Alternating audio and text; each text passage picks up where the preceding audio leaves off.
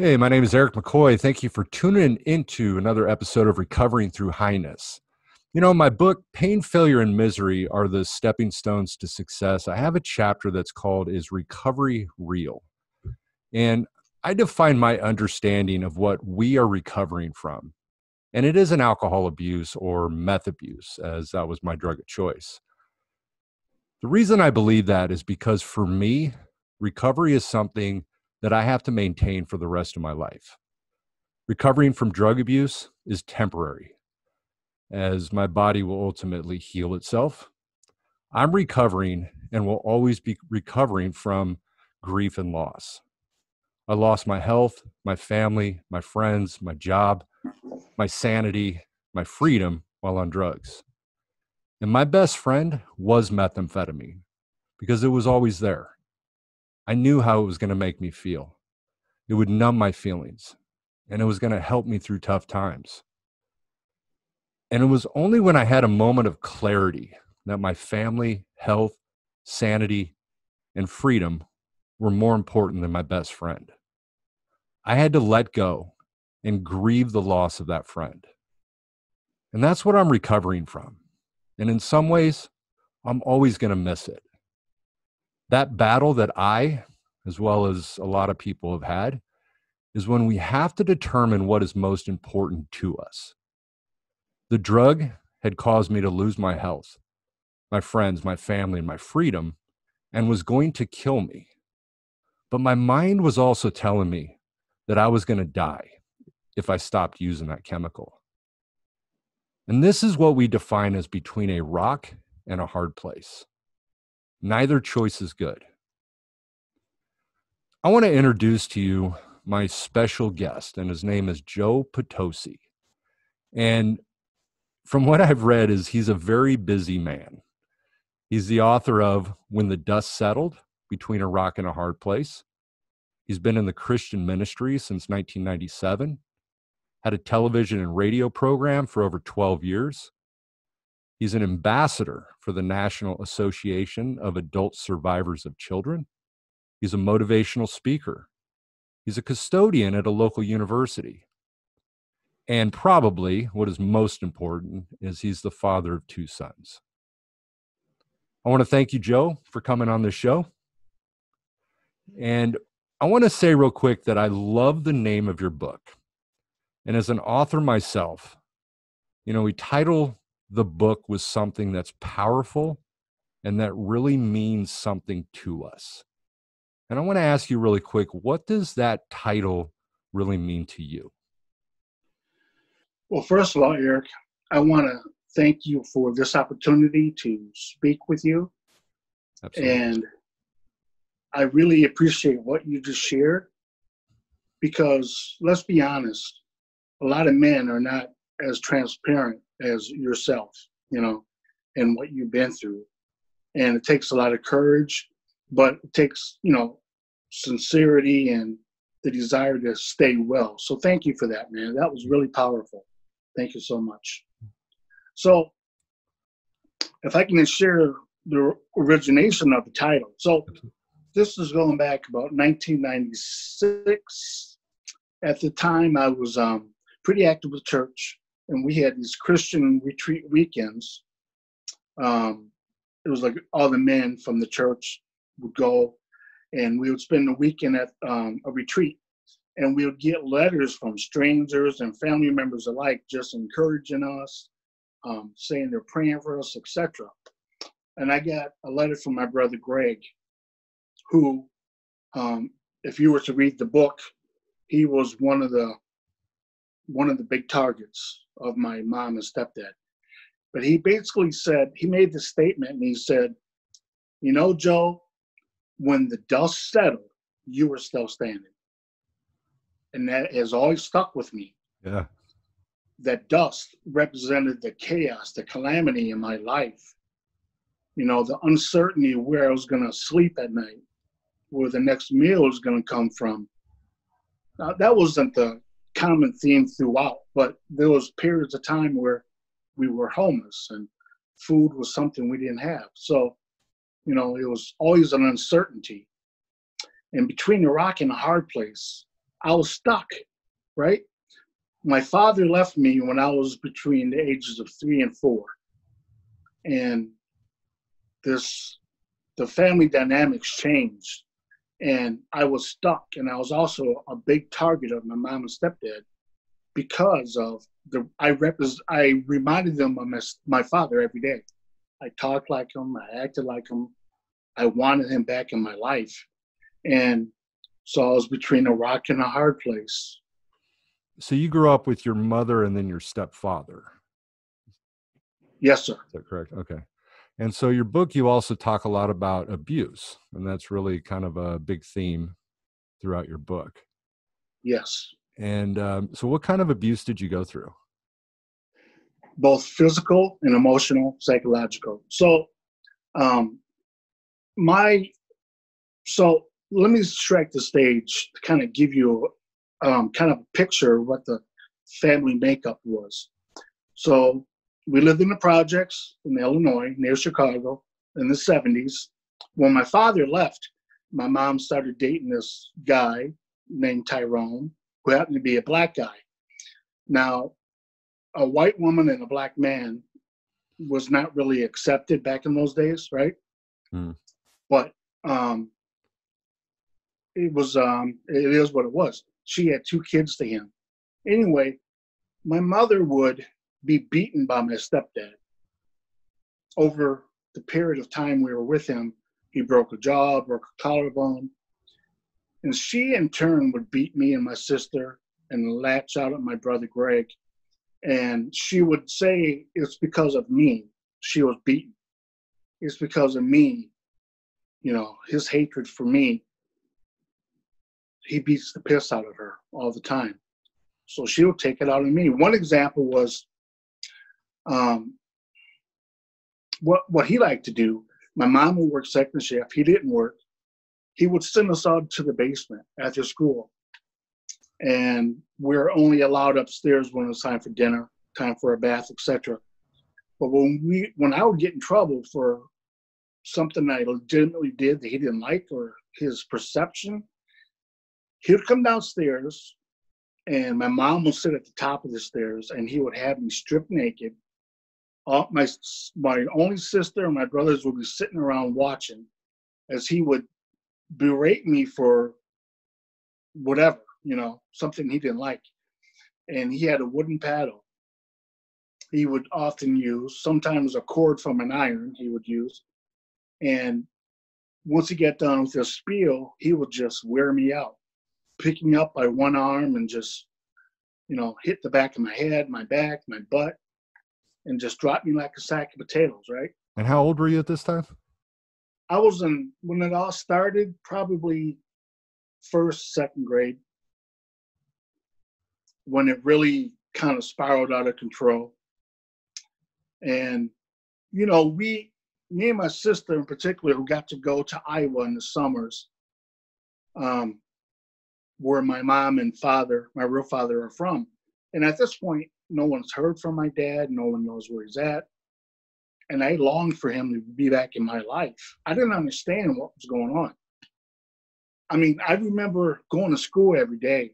A lot of my friends would take their time getting to school, literally drag their feet. Not me. I would usually run. Because at school, I wouldn't be beaten. I wouldn't be berated. I wouldn't be treated like an animal. And when I would get to Dubuque, Iowa, they would find my dad, whatever he would be, and I would be able to spend time with him. But this is the sucky part. My dad was my hero, right? And I cried out to my dad and to my paternal grandparents about what I was enduring under the hands of my mom and stepdad. I cried out for help. But instead of them contacting the authorities or the police, they would get on the phone and cuss out my stepdad and my mom. So when I would go back to Rockford, I had hell to pay. I mean, he beat me like it was no tomorrow. So your dad would contact them and let them know what you were saying. Okay. Yes. So you think you can confide in your family, your extended family, or a teacher. or the people at church. But all three of those groups failed us. And I was stuck between a rock and a hard place. There was a time, Eric, I used to dream I could fly. Well, when I would dream, I could fly. And I would fly from Rockford every night to Dubuque, Iowa, where I would find my dad at his parents' home. And I'd fly back in the morning just before school started. I mean, that's how much I missed him, right? And my four younger brothers, two of those boys were his sons. They didn't know anyone but my stepfather as their dad, right? It was only me and my sister who knew who my father was. And it just complicated everything. Do you think that parents do the best they can with the information they have? And I say that because when we were talking on the phone the other day, you had brought up that you were going to break the cycle, which I like. And I like how you had said that. And parents a lot of times will typically parent the way that they were parented. Exactly right. And do you see that is your mother still alive, or? Yes, she is. Okay. Do you know her parents? Is that correct? I didn't really know her parents. They died when I was really young. Okay. So do you feel that the way that she parented was related at all to the way that she was parented? That's an awesome question, sir. I'm glad you brought that up. So let me just tell you this. My mother, my father, and my stepfather all had traumatic, awful childhoods. However, that does not give them the right, or did not give them the right, or the license to treat us children the way they did. Absolutely. Listen, this is what I did, Eric. I took that template of what my stepdad did and my father, and I flipped it. I did the opposite, if that makes sense. Absolutely. I was so afraid of becoming a dad because of just that thing, learned behavior. Mm-hmm. Talk to your child the way you were talked to, beat your children the way you were beaten to. And to be quite honest, when it came to that point in time where I had to discipline my children, I really had to work through that process extra hard, because it was in the back of my mind all this time, what I endured. Not that I'm living in the past, but I analyze everything, right? And that's huge.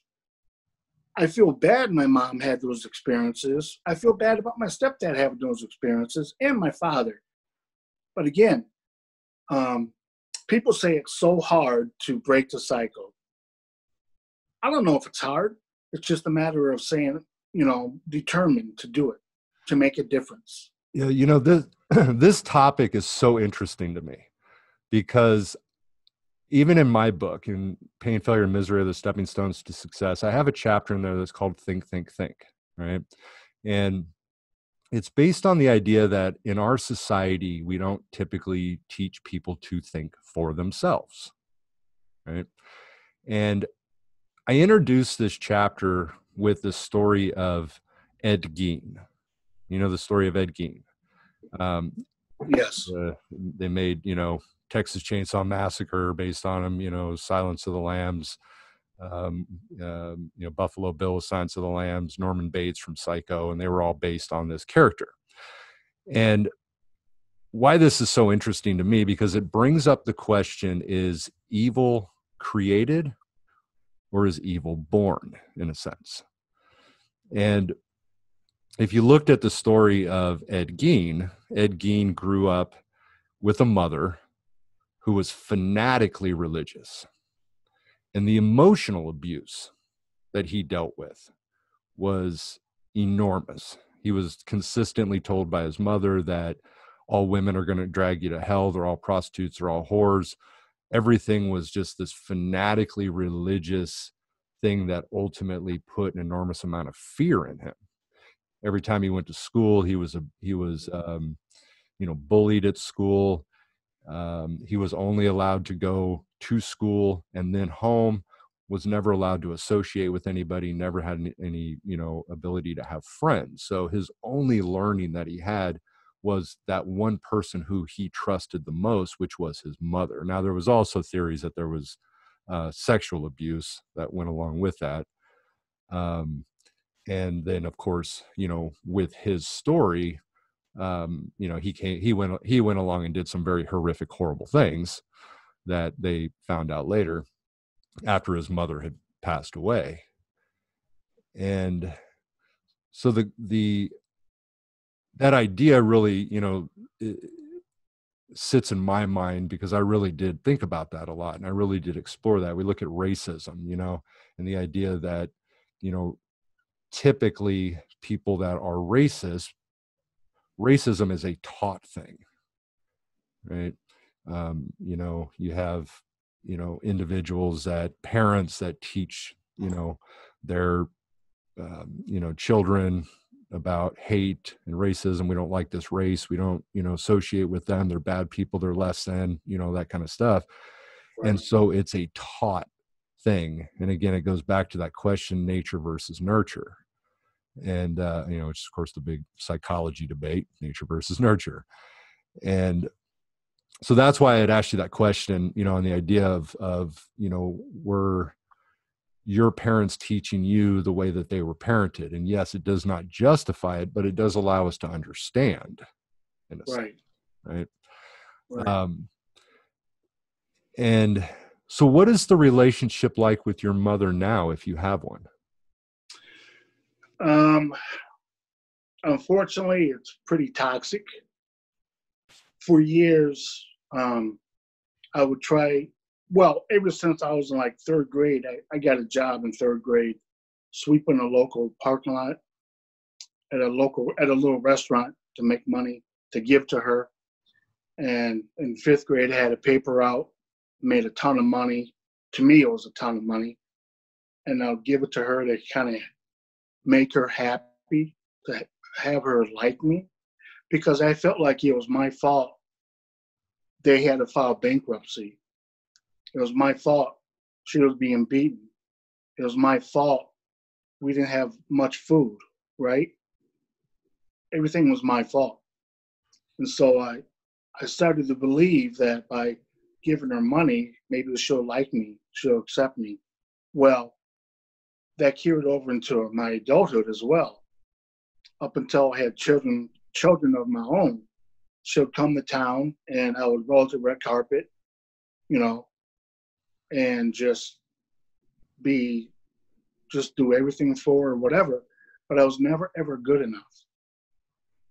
In fact, for a long time, I was doing the 12th step, taking her to meetings every Saturday, taking her to church so she can be fed, she can be around people that are wholesome, that are good for her, a positive vibe, etc. But still, I was never good enough.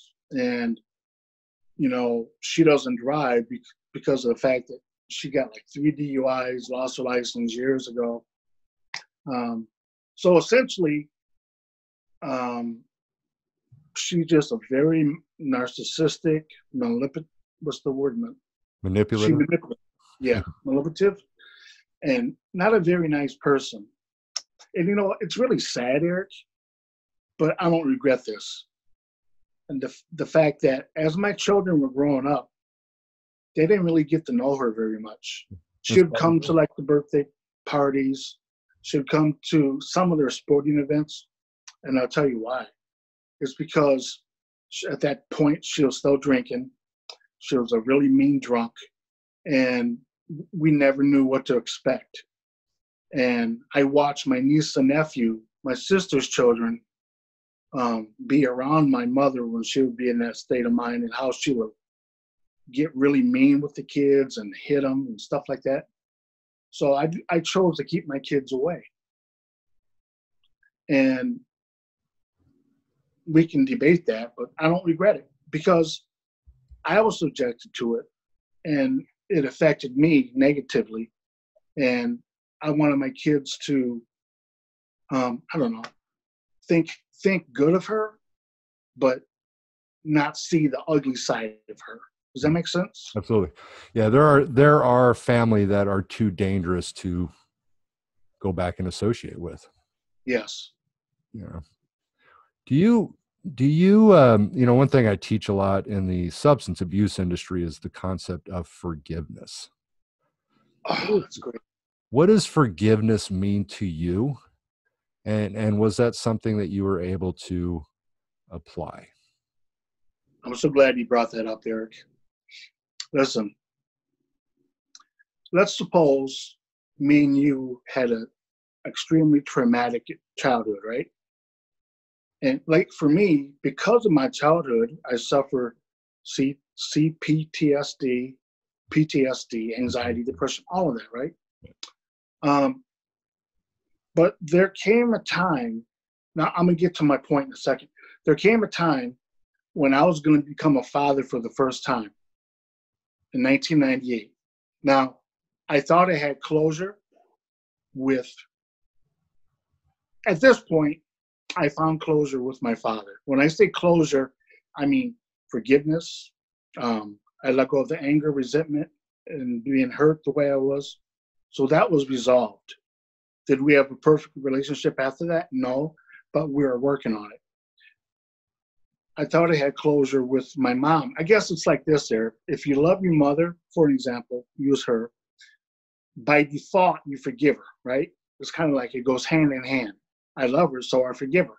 And that's was kind of my MO all those years. Like, I love you, Mom, so I'm just going to let it go. I'm going to let it go. Well, I wasn't really letting it go because it was affecting me, right? She was renting space in my mind. So when I knew I was going to become a father, as strange as this sounds, Eric, this is what really happened. I began to have dreams and nightmares of what I endured as a kid. And people with PTSD say that's kind of like something they suffer with for years and years. I never had those type of things. And I just had all this anxiety and angst toward, especially my stepfather. And God, not in a verbal voice, not an audible voice, I should say, kept telling me, I have forgiven you. Who are you not to forgive? Now, I'm a relatively new Christian. I've been a Christian for about a year. And one particular day, I made a conscious decision to forgive her and my stepfather.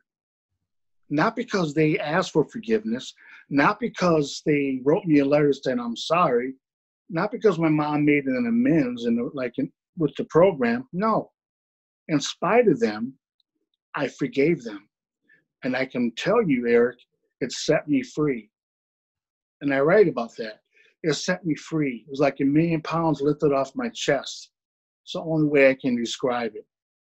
Now, does that mean, that I can trust her to babysit my children, or that I can confide in her or something like that? I wanted to, but I knew I couldn't. So forgiveness is huge. Forgiveness is the key. And like I said, there's so many people, millions of people, it's almost like a subculture that have endured such traumatic childhoods, a fatherless home, maybe a fatherless and motherless home. And these kids are searching for something. They're broken. They're lost. And they're carrying around all this anger and resentment. And they take it out on other people. Like, what's going on with these riots? It's okay to protest, but when these people destroy property and kill people, it makes you wonder what's really going on with them to carry these types of things out, right? So many people are stuck. And that's why I like sharing my story here. That's why I wrote the book, because I want to help people. Let them know, A, you're not alone. B, there's help out there to help you to get through what it is that you endured. And C, give you an opportunity to help others. So my recovery, I used to always think recovery was tied directly to drugs or alcohol. But in my case, recovery is recovering from that PTSD, CPTSD, anxiety, depression. Every day, Eric, if it wasn't my mom, it was my stepdad saying, you're a piece of shit, you're nothing, you're never going to be nothing, you're just like your father. you're garbage, you're worthless. And when I became an adolescent, naturally, there was girls at school that I liked, but I was relatively shy. But what kept running in my mind is, well, they probably think the same thing my mom and stepdad say, that I'm worthless and I'm junk, you know? Why waste my time? So my self-esteem was shot, my confidence, my core confidence was non-existent, and it took a while to build that back up. I'm sorry to get off the beaten path here. But forgiveness is huge. Some people think you're weak you must be a weak man to go to that lengths. No, I think just the opposite. I think you're an incredibly strong person to find the ability to forgive. And you know, Eric, forgiveness is not an emotion. It's a decision. Mm-hmm. Let me explain. So, as I mentioned before, I have my two youngest brothers. You know, they were fathered by my stepdad. You know, they would have cookouts or whatever over the years, and I would go, and their father would show up, and my adrenaline would start pumping, and I was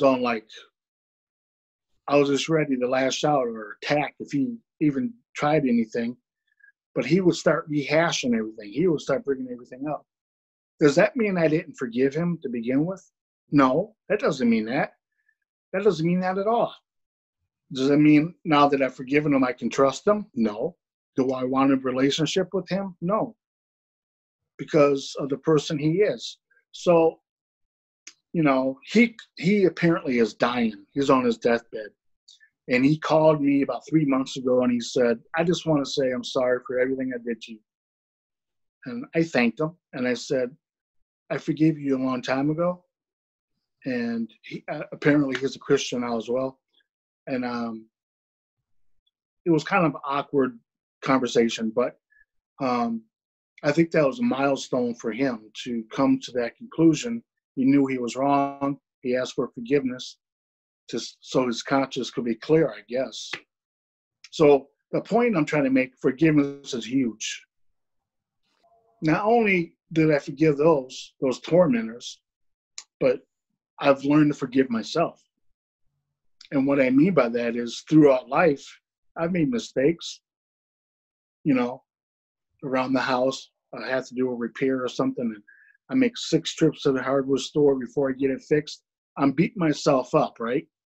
Like, how can I be so stupid? I should have knew it was that other part or whatever. I learned to forgive myself and let it go.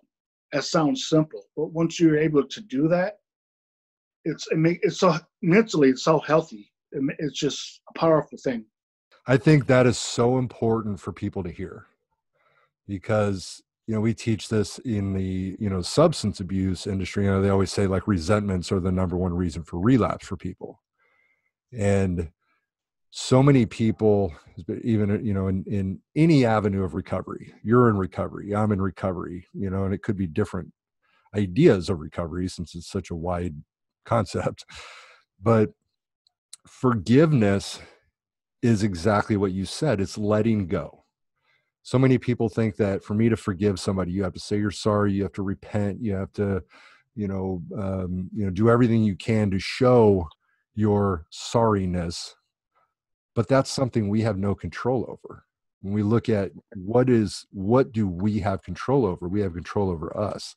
I have control over whether I decide to hold on to all that anger and hatred and rage, or I have the ability or decision, like you said, to let it go.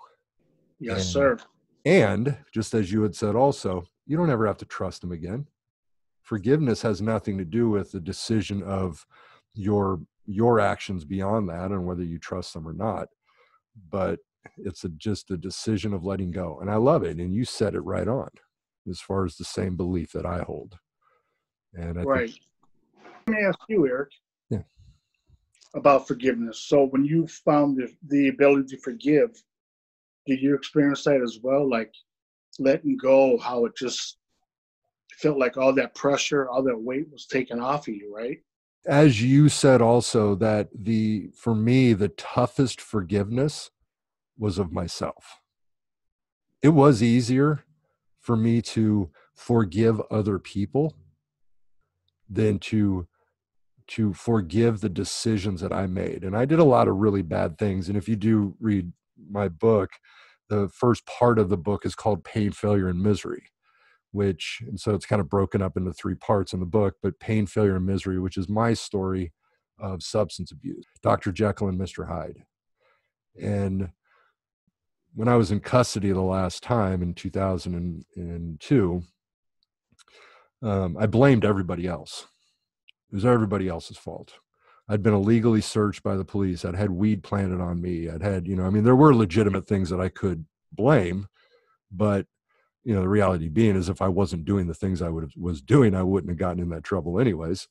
But for me, it was responsibility was a big part to it.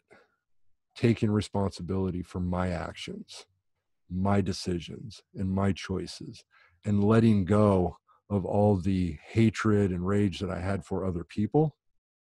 Right. So that I was able to focus on myself. Because until I let go of that stuff, I was never going to be able to even look at myself. And that's when I found freedom. Each of my chapters start with a poem. And in one of them, I found freedom I first found freedom when I was locked up in a jail. And which made me realize, again, freedom comes from within and nothing to do with anything external. And also for me, self-esteem was destroyed as a result of all the things that I did. Yes. And the healing process between you and I, even though there are, different stories, I think are very similar in that healing process. I have, my book is 3 parts. The first one's Pain, Failure, and Misery. The second part is a step into the unknown. And the third part of it's the stepping stones to success. And so there's actually a whole good part of the book that's related to self-empowerment, personal power, self-esteem related type stuff. And how I was able to overcome. I started thinking for myself. I started seeing the world differently. We don't describe the world we see the world that we describe. Wow, that's powerful. And that was something really, huge that I learned. We look at sobriety, people get sober because of what they don't want, but people stay sober because of what they do want. And that was another big eye opener for me, when I realized that what we're actually working on is the same. Ourself, personal power, self-love, caring for ourselves, letting go. And so I love that. And that's why the forgiveness part to me is so big. And with your story, it takes it to a whole different level because of how do you let go? How do you, with all the abuse and all the trauma and all of the things that you had to go through, how did you let that go? Like what was the, I guess we could go back to that term, breaking the cycle. Like what happened with you and in your mind and in your thinking that made you decide to break that cycle? Let me start off by saying this, and I mentioned this to you the other day. Your condition does not have to be your conclusion, right? Mm-hmm. So we both shared our conditions at one point in our lives. That condition could be the same today as it was then over the progression of time, or you can make choices, right? So I don't want to become another abusive stepfather or, a woman beater, etc. What I did was when I first became a Christian, it was Easter of 1997. Maybe it was a little non-traditional. I didn't go to a counselor or a therapist.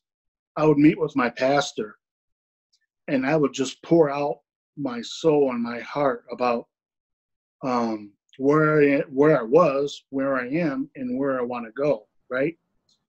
And I just was, for me, I was just open to what people would suggest and people would tell me.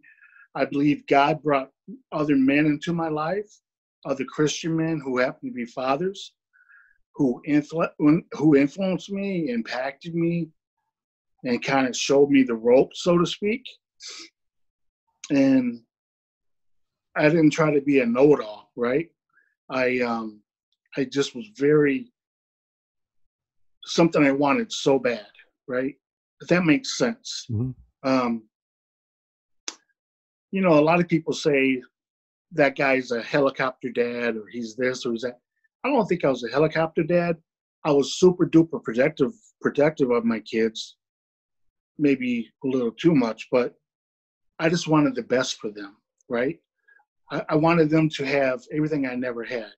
I wanted them to know that they are loved, not just by me saying I love them, but by me showing it, by providing for them.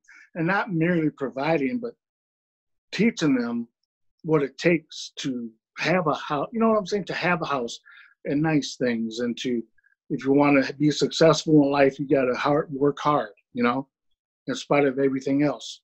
I want to make kids to know that they have a safe home where they won't be berated and locked in the basement. But instead of thinking about that, I carry that out.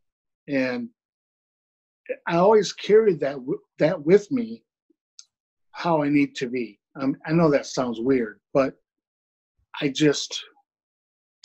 believe for me, like maybe you had male role models in your life as a kid coming up, uncles or friends or whatever.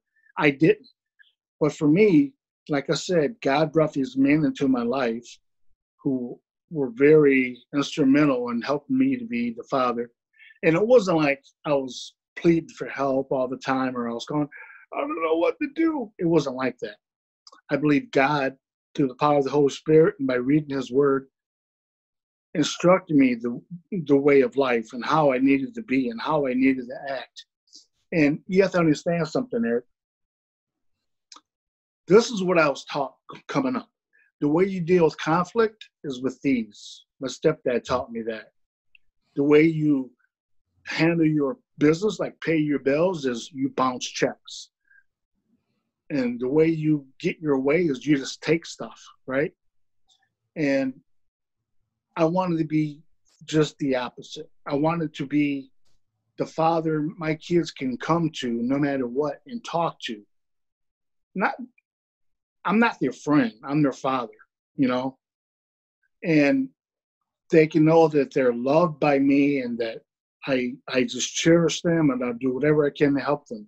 It's kind of like when my kid first started riding the bike, you know, we took off the training wheels and naturally he fell and scraped up his knee, and he came running, not to his mom, but to me, you know. I couldn't make the scrape on his knee go away, but I could comfort him and let him know that he's going to be okay. I cleaned it up, let them know that I'm going to be a constant in their life. Does that make sense? Absolutely. Through all the years, you know, of going to school and working to be counselor and working in this industry, you know, I've done a lot of teaching for families in terms of family systems and what a healthy family looks like and things of that nature. Now, the one thing I will say that, you know, with the helicopter parents that can become dangerous is when the parents don't allow their kids to experience consequences. So, you know, Right. your children will make bad decisions, and then the parents will always come in and protect them, which is dangerous because as they become older, they will violate rules. You may not be around, and then they have to deal with the consequences, right? Exactly. And so it is important, I think, you know, for parents to allow their children to when they make bad decisions to experience the consequences. But the most important one, and I like what you said though, is that we never withhold love when they make bad decisions, or we never withhold love as consequences, you know, Right. because that's a different thing. The love part is important.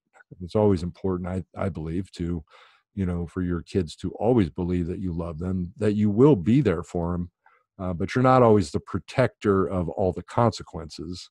Exactly. It's like, it's like today I was going to ask you, I was thinking about this, and obviously you dealt with a lot of physical abuse as a child, and, we live in an age today where it's almost like spanking your children is almost child abuse.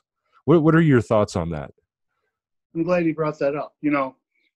When you're talking about consequences, it's also true that if you don't discipline your children, I believe, a spanking on the butt or whatever, if they don't respect authority and rule of law when they become of age and they go out into the world, there's going to be problems, right? And they're going to face the consequences. But I personally believe in discipline your children. Now, when my kids became older, the type of discipline that was handed out was different. It wasn't always spankings. Let me clarify. When they became like teenagers, it was different. But I feel if you don't address it, nip it in the bud, so to speak, it's just going to be a snowball effect, and there's going to be consequences.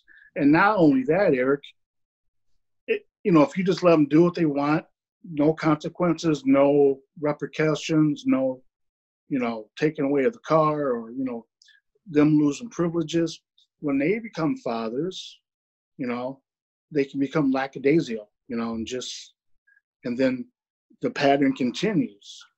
Right. Because again, it's learned behavior. Right. And I mentioned this before, am I a perfect dad? No. But I can tell you this, Eric. My boys are 21 and 19. My 21-year-old is a junior at college. He'll be a senior next month. He made the dean's list twice. My 19-year-old, he works in construction. He's a mason.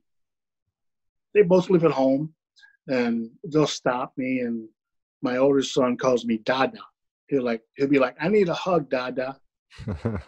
We show affection for each other. They're constantly telling me they love me. And even in public, we can be at the mall and we run into each other or whatever. That is huge. Yeah.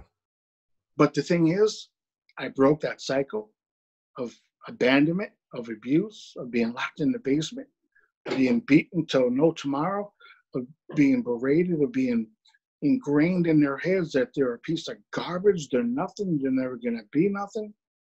That cycle's been broke. And nobody can ever take that away from me. Yep. And you showed them wrong. Yes.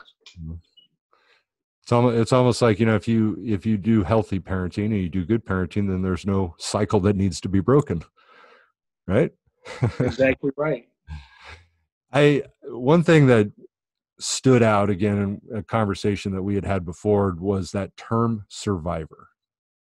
Right. And I love it because I actually, one of my chapters is called Who Am I? And one of the things that I talk about is that I am a survivor, which is defined as someone who lives after going through something where many people have died. And, all individuals who have survived the near-death experiences of chemical abuse or even childhood abuse are survivors. And this survivor quality carries traits that we own, and we can utilize them if we choose, that can help ultimately define us. And surviving that lifestyle, what does it require? It requires creativity, and it requires improvisation that can ultimately help you become a great leader. And yes, this was a big theme, for me, was no matter where you've been, what you've done, or even what has been done to you, you can do anything you want if you're willing to fight for it. We got to fight for it, and I think that's one of the real power behind your story, is that, you have a story that there are plenty of children out there that have experienced and that are currently going through at this moment in time. And your story, your book, you coming on podcasts and you sharing to the world that, we can move on. We can love ourselves. We can basically say that, what, everything that I was taught isn't real. It's not true. It's not true, Exactly right. And we can learn to think for ourselves. This is the way I think of it as a survivor.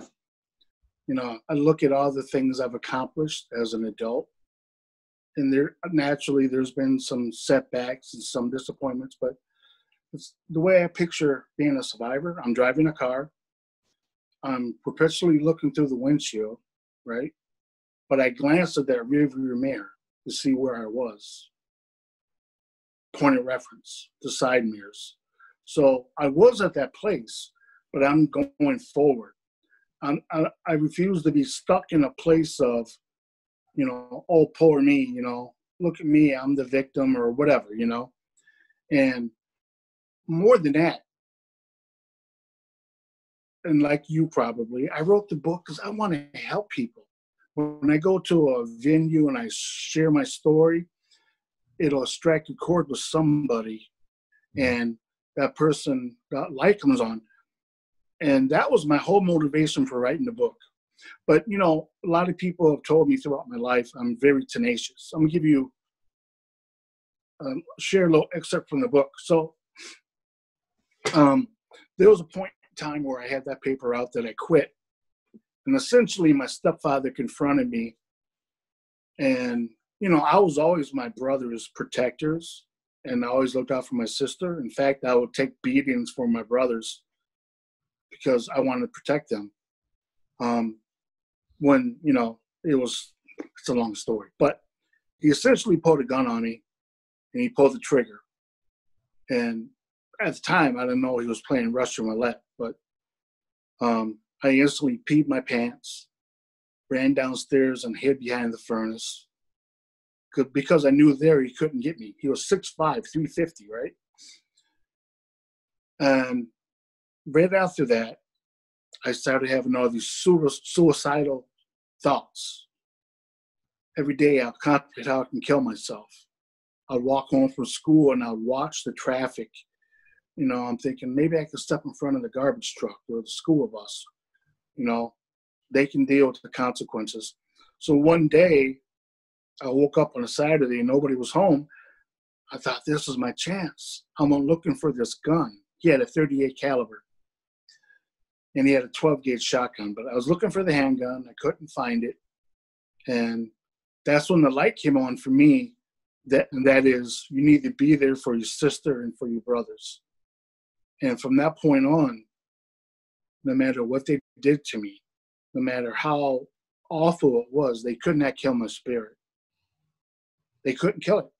The fact that my dad was still not around, the fact that when my mother left my stepdad twice, after the second time, we got an apartment, and finally I'm away from the monster, right? Finally, maybe my dad will come back, and my mom will start treating me like she loved me and that she will cherish me like she once did. It was so bad, Eric. I asked my stepdad if I can live with him. Imagine that. Mm-hmm. And so, but in spite of all that, she couldn't kill my spirit. I had that tenacity to press on, to keep going, in spite of what was going on all around me. In spite of it, I pushed. And I thank God for that, because had I not, there would be no more me, right? Or possibly I'll be locked up or buried up. Who knows? So I guess I want to encourage your listeners to know this.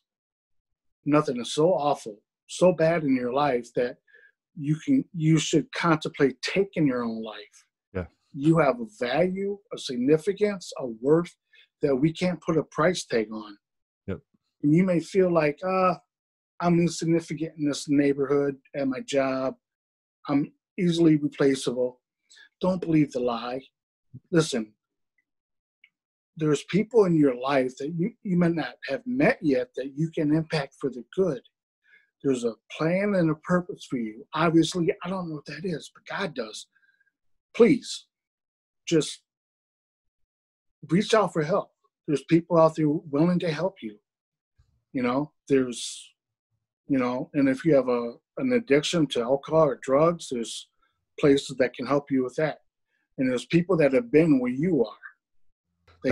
That was, and just like you had said, I mean, that was really the reason that I wrote my book, was because, I'm a advocate for those that are struggling, and I'm also a voice to those that we've lost.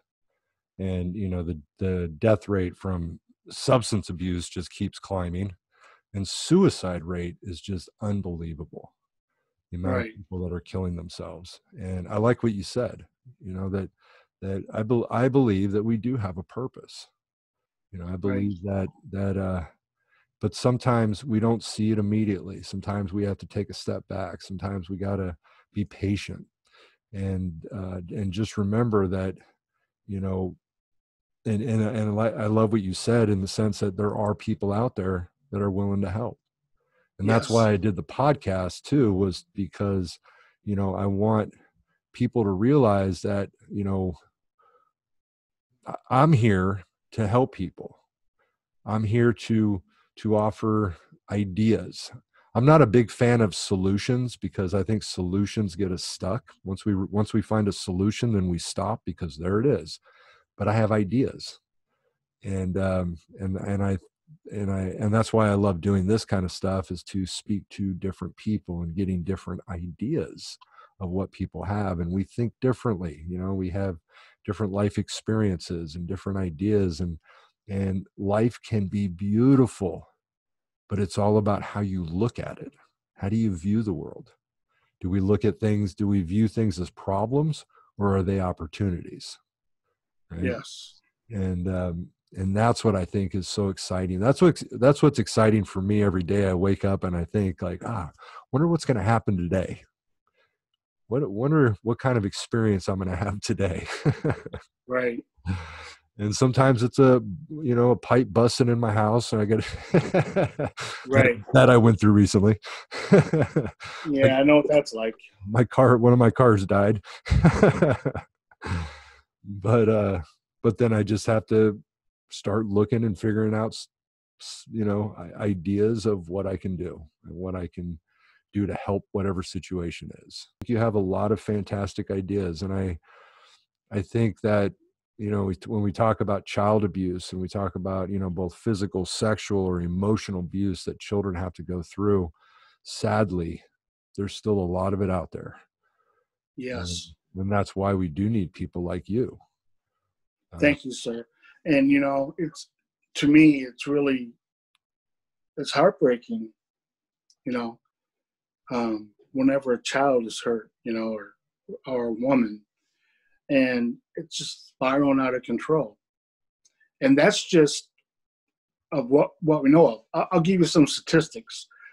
I believe it was 2016. There was 750,000 cases of domestic abuse. Of those 750,000 cases of domestic abuse, I believe it was 60% of that involved children, right? So there was children involved with that domestic abuse, being beaten, being battered, whatever. And whenever there was a gun in the home, the probability of homicide went up to 500%. 750,000 cases that were reported. Wow. Now, we know full well how many of those weren't. Right. I don't believe those numbers are exaggerated at all. And this is what I want to say real quick here about recovery and about everything else. So, look, maybe there's people listening that don't have children or may possibly do, and they, especially what's going on in the country today, they think, wow, look at all these badass kids that are running the streets and they're doing this and they're doing that. Well, that ain't my problem. Those ain't my kids. Those ain't my nephews or nieces. That's somebody else's problem. That is your problem, and I'm going to tell you why. So let's just use LA, for example. LA has a lot of issues, right? There's a lot of crime, gang-related stuff, drugs, et cetera, et cetera. So because of that, LA County is affected directly. And because of that, California as a whole is affected. And an overview, the whole United States is affected because of LA. It's like a spiral effect. What I'm trying to say is our country is bad because of states in our country that have real issues. Inside those states are counties, inside the counties are cities and villages and towns. And inside of those cities and towns and villages are neighborhoods. Inside those neighborhoods are homes where you'll find children with no mother or no father, maybe living with their grandparents. They have no direction. They have no drive. They have no ambition. My point is this. I want to challenge everyone listening. I'm big into volunteering. Ever since I was in 10th grade, I volunteered at a local community center. I was assistant baseball coach, 8, 9-year-old boys. And most of those kids were from broken homes because I wanted to make a difference. I wanted to just be a bright light, a bright spot in their lives. Over the years, like most recently, I volunteered at the Y, help coach basketball, and 5th and 6th grade boys. And because I want to make a difference in their lives. So my point is this. I want to challenge people to volunteer an hour a month at either the Boys and Girls Club or the YMCA, YWCA, or something like that, after school programs, to make a difference in the lives of these children. Because, Eric, when I was a kid, there was a local church in the neighborhood that had after school programs. And those people, those volunteers, impacted me for the rest of my life. They didn't have to be there. They didn't have to do what they did, but they did. And it influenced me. I'm like, what's the catch? There's got to be a catch. There's something weird going on. There was nothing weird going on. These people cared about us as people, and they wanted to just show us the better things in life. So that's a challenge I have. And maybe yourself and others already do these types of things. But we're in real trouble here with this generation coming up. We're in big trouble. You know, when you say that, people say that, it doesn't really affect me. Well, it does. If you have a heart, it affects me. People just kind of ramble on, oh, this doesn't affect me. This isn't my family. This isn't, but it does with me. It does because I have a heart.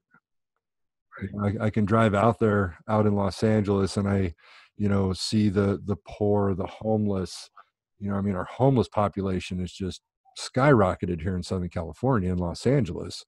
And I don't know these people personally, but it affects me because I have a heart, I can drive by these people and think, oh my God, this is sad. I hate to see people living the way that these people are living.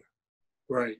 And that's, for me, that's why, and that's why it is really so important with me, with of course, my life experience and my bigger focus being the substance abuse stuff, that I always put myself out there, that I'm always available.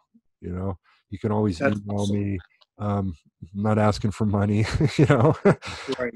Just, I want to be available for people if they need somebody to talk to, if they need some ideas, or some advice that I can give them. I'm probably the most non-judgmental person you could ever imagine. I have, again, worked in this industry. There's nothing that I really could hear today or see that really surprises me.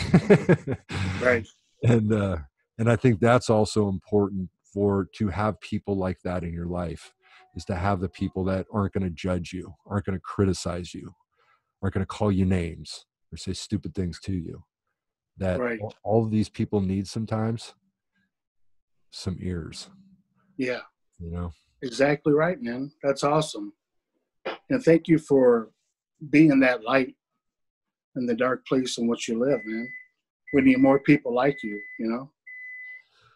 We work as hard as we can, and the sad part, and why this motivates me even more, is, you go on Facebook or you see different posts, and it's literally almost every day that I either know somebody, see something, or hear news, or see a post of another person that died from substance abuse.